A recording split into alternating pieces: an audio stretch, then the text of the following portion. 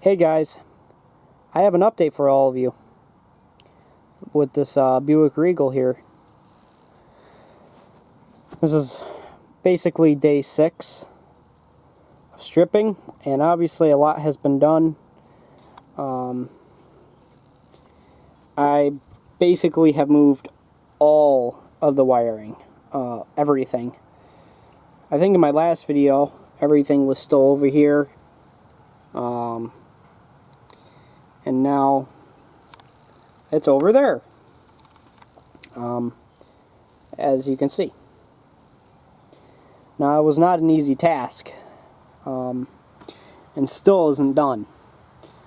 Obviously, I got more loom to put on. Definitely need more of, this stuff right here. Need more of that. Need to extend some wires, like the wires for the sensor and the cooling fans. I need to extend those too. And let's see, what else is there? I need to mount everything into place over there, up there, because it's just loose right now. It's just basically floating in place. Sorry, it's kind of a mess under here, like I said before, but it's coming along, and sorry guys, I'm a little just tired, I guess is the way to put it. Been out here literally all day long, and not too long before our sun goes down. That car right there, that's just a friend's car, not a car of mine, so don't worry about it. The Acura, yeah, the Acura's still here, boys and girls. Not good. Got to get rid of that thing. Anyway, this was kind of a pain, and I'm not gonna lie, this was a pain to do. And that was mostly because of the lines that ran under the motor. Well, actually, no, that wasn't that bad. I found that there's 3 plugs. One for your, I think it's the crankshaft, or crank sensor. And there's another one for the transmission. And there's another one for another sensor back there. I can't remember what it is right now. I think it's a knock sensor. I'm not sure. Anyway, that's what's back there, and it can easily be unplugged, and all you have to do is run it back through. And one of them, the one that connects the crank sensor, actually goes straight to the coil pack. So that one can actually be rerouted up the back. This is also like a tutorial. I might just do a separate video of just a tutorial how to do the wiring, but I don't know. And that wire can actually be rerouted up the back here, and that's where I put my coil pack. It's pretty safe. I still need to do some modifications to make it even safer than what it is right now. There's a few more things I need to do to make this thing a little safer, and so I feel comfortable with how it's set up still. But it's pretty close to where I want it. Obviously, with the belt on here, that's going to be it. That's all that's going to be in this corner. And that's really nice. Everything, as far as that goes, I'm very happy with. This corner's very freed up. This corner's going to be a little bit more busy. That's because a lot of the wiring goes on this side. Actually, all the wiring basically goes on this side of the car.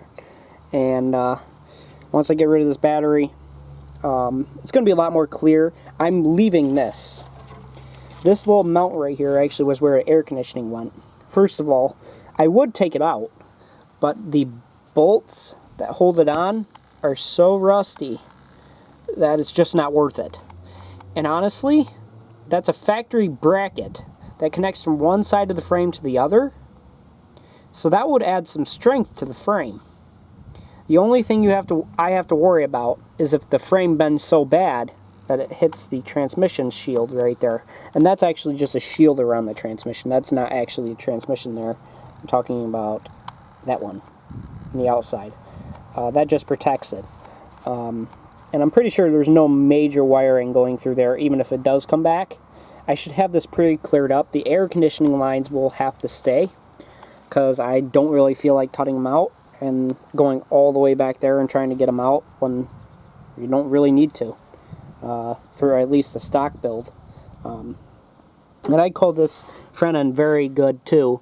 I'm also going to be putting some, I'm going to try to put some like electrical tape or something over this to protect it even more, and I'm going to try to tuck it as close to the motor as I can so it is protected more. I still have to get this lower radiator support welded in, which will be happening in a couple weeks actually. Today I think is the 24th, and I'm not going to be back because I'm going on vacation after I record Boonville, which hopefully I'll get all those videos up by the time I have to leave. And I'll be gone until like August 6th. I'll be gone from the 31st to the 6th, I think. From there, I literally only have a week to finish the Derby car. But I'm not very worried. Why? Because now that this is pretty much done, everything else should be pretty quick from here. What am I going to do? I still don't know about my cage yet. The rules say that I have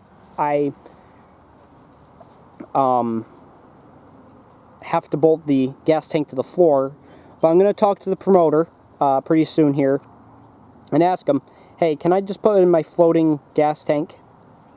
Because it's still bolted to the cage, and it's plenty safe. It's actually even safer, in my opinion, than being bolted to the floor. But if he says no, he says no. Whatever. So this interior is still mostly in here. Like, I haven't stripped much of this interior at all. Basically, all of it's left. I got the door panels still. I got the carpet still. Back seat, passenger seat, which I actually might leave in. I do not know yet. Depends on space. Oh yeah, I forgot the store handle doesn't work. Just depends on space. The trunk is still basically all there still. Needs to be notched. I'm not going to do as big as notches. I don't think these are as bad as plowing down as like the Centuries are and cars like that.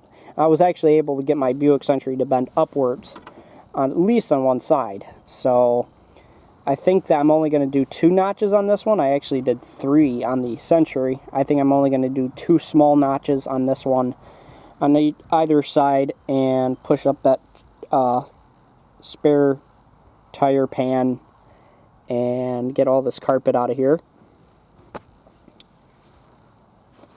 Just trying to go over what I need to do, guys. What you guys will be seeing. Glass needs to be taken out. I don't know why this door isn't shut all the way. It's kind of weird. It's like the... Oh, that's why. So, I mean, not too much has to be done, guys. I'm very confident I can get this car done before Derby gets here, because I was able to get that Taurus done about the same time period without anything done.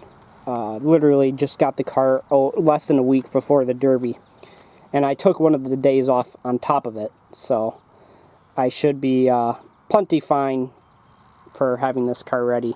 It really, now that this is pretty much completed, I won't call it complete. Now that that's pretty much completed, I think I'm in pretty darn good shape. So, well, I hope you guys are looking forward to the next update. I hope you guys enjoyed this update. And like, comment, subscribe, hit the notification bell, and see you guys in the next video. Bye-bye, everybody.